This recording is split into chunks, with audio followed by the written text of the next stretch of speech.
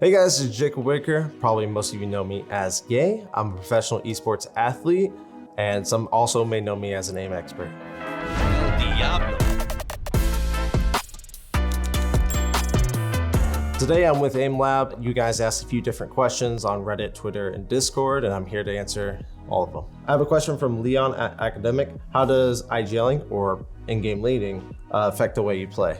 In-game leading affects the way you play in the sense that you're focused on the overall team and you're also giving direction to your team rather than just being a part of the plan or just, focusing on what's in front of you. To be an IGL, you really have to have a bit of thick skin, and you also have to be a good people's person because you need people to really buy into your system. Try to involve people, try to, get people on board with your plan and your ideas.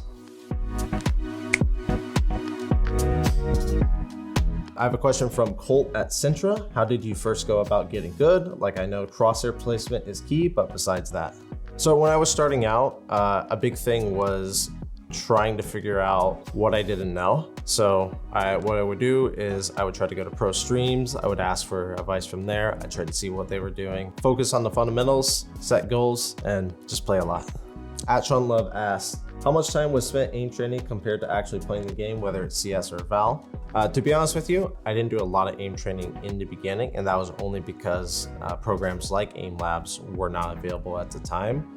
But there's a lot of value in having an aim trainer, and if I were to go back in time, I would definitely use something like that. These days, I usually do a pretty balanced mix of both aim training and also just going into the actual game and playing against some different opponents just to stay sharp.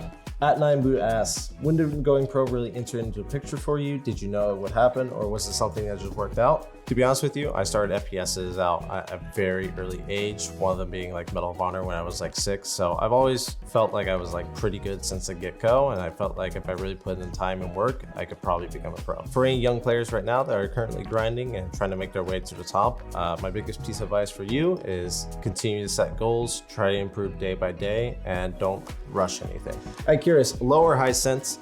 To answer your question, it's preference. It really is preference. Some of the pros and cons of low and high sense.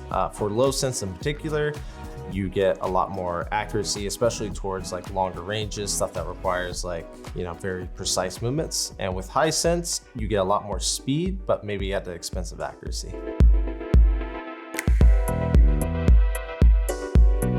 This next question is from @BucketFPS. He asks, what would you consider the essential fundamentals of Valorant that you need to work on to hit Radiant/Pro?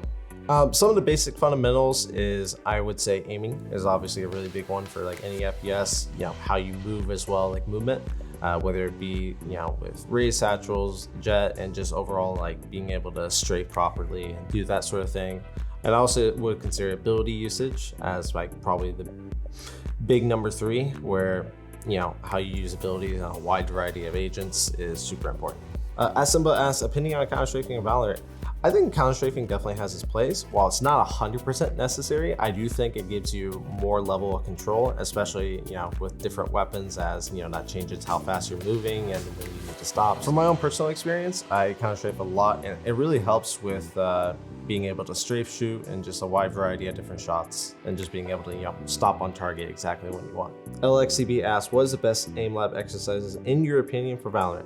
Some of the best scenarios are, one being my own, available at Aimlab by the way, but also just 6-shot, and also some of the VT scenarios are really good, like floating dots, goated. So I recommend those, and I think you'll see a lot of improvement from just using those. Also, as a side note, as a shameless plug, Aimlab now features, full-blown Valorant maps inside, so you can get extra practice on anything you need. So at 369Val asks, yeah, do you concentrate on aiming more on the background or crosshair? I concentrate probably the most on my crosshair, or I try to. The only time that really changes if, maybe there's like a Sova dart, something that comes in randomly, or something that I need to address, then I'll look towards that and, adjust my crosshair accordingly.